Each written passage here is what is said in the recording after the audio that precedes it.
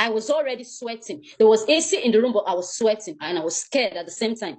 So I was like, I don't understand. But Daddy, there is somebody I want to get married to, and you're aware. So why are you actually asking me to do something like this? Why will you ask me to do something like this? What will I tell him? He said you don't have to tell him. He doesn't have to know. You just keep it between us. I was like, Even if you're asking me to go into a relationship with you, what kind of relationship exactly? He said I should come on, I should stop talking like I'm a child. Why am I talking like I don't know what I said, no, I don't want to assume. You have to say what you want. So what kind of a relationship are you talking about? He said, okay, since I want him to say it, that he is actually looking for a sexual relationship. I said that you're a pastor. Yes. By name? I said that Apostle Chibuzor.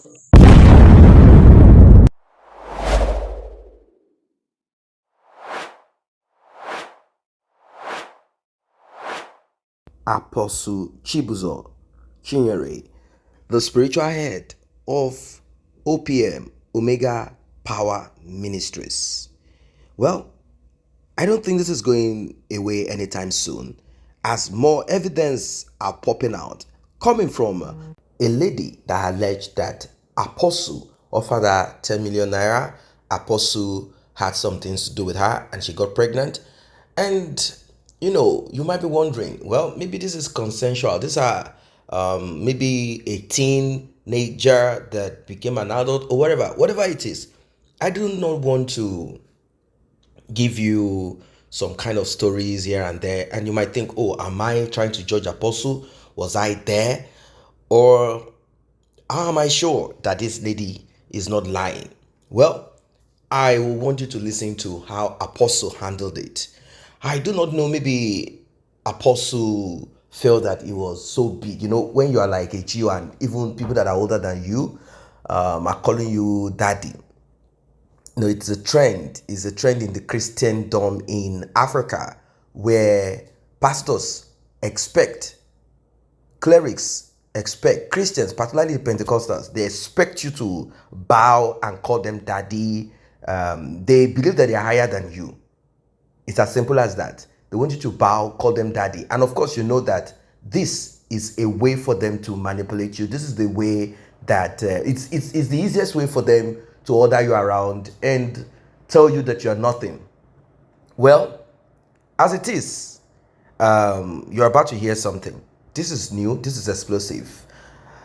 Remember back then, Happy Boys, those were the security guys that Apostle helped to Cyprus, but not the European Cyprus, Turkey Cyprus. So those guys were having issues and difficulties in whatever it is that they were doing, and they decided to reach out to Apostle. But then there is still more that these guys say they have evidence of, and that they are ready to bring all of this out. And a lot of people berated them. And one of the people that came out to talk is Apostle Johnson Suleiman. I'm sure that name rings a bell.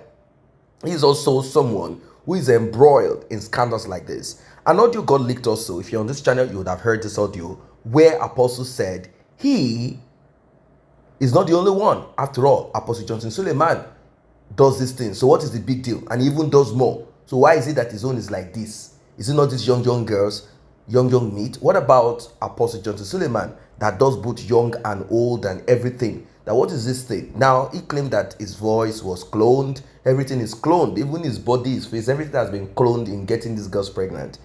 Don't forget that these are allegations. So I want you to listen to this lady and we'll talk more.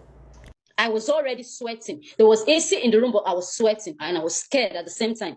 So I was like, I don't understand. But Daddy, there is somebody I want to get married to, and you're aware. So why are you actually asking me to do something like this? Why will you ask me to do something like this?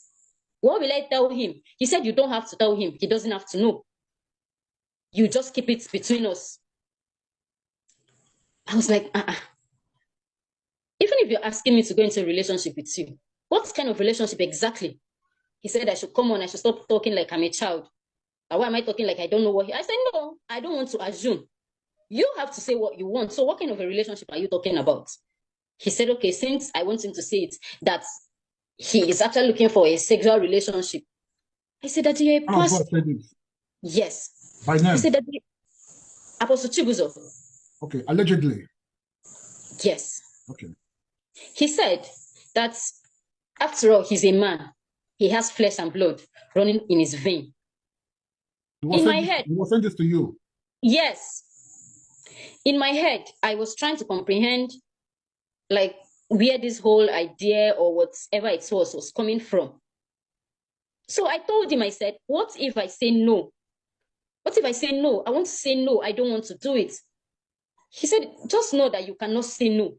You know me already. I do not take no for an answer. In fact, he got angry at that moment and said, why do you even think you can say no? You can't say no. I cannot take no for an answer. Who do you even think you are to want to say no to me? People, you do know how many ladies that are at my beck and calls. But it's just because I can't go to outside to start doing nonsense. I cannot do this because of who I am. This one, a general overseer. I'm bringing myself down to ask you for something like this. And you're saying no. Who do you think you are? You cannot say no. I was like, wow. But I still want to know, what if I say no? Want to come with it? He said, in that case, be ready to leave my house. And if you're leaving my house, don't think that I will let you go just like that. Because I know people will start asking you, because people know I like you very well and that you are my daughter. So if you leave my house without you committing any crime, people will start asking questions. And I know you will talk. So if you leave my house, don't think I'll just let you go like that. To me, that was a threat.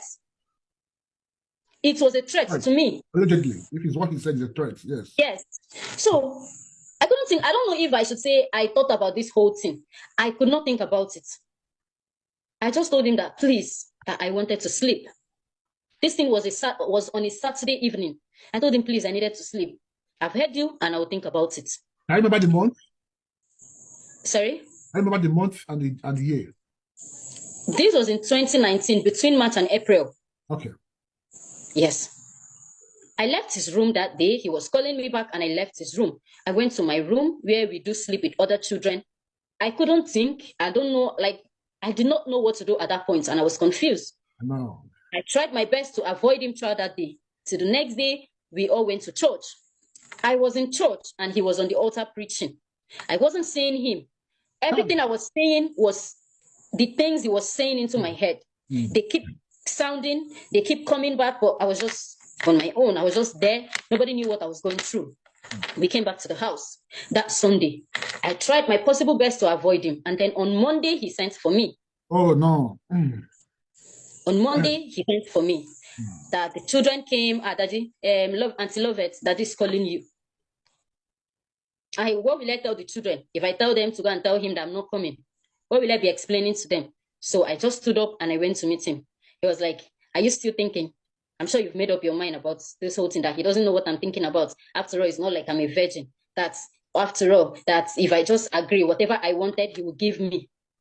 Is it house? What is it that he cannot give me? Money. I'm planning for my wedding. He was going to give me the best wedding in Port Harcourt. Was going to do this. He started saying so many things. I was just looking at him. When he finished talking, I asked him, I said, I am aware that if I agree to this, it is going to be a hidden relationship, right? He said, yes. I said, fine. In this situation, what if I get pregnant? He said, is he a child? That he won't let me get pregnant. I said, it's not about being a child. Pregnancy can happen. So if you're saying you won't let me, it's the same thing that you have to use protection, whatever will happen, if at all anything will happen. He said, but how do I expect him to go and get protection? What will he tell people he wants to use it for? Imagine if him going outside. I said, if that is the case, I will buy it for you.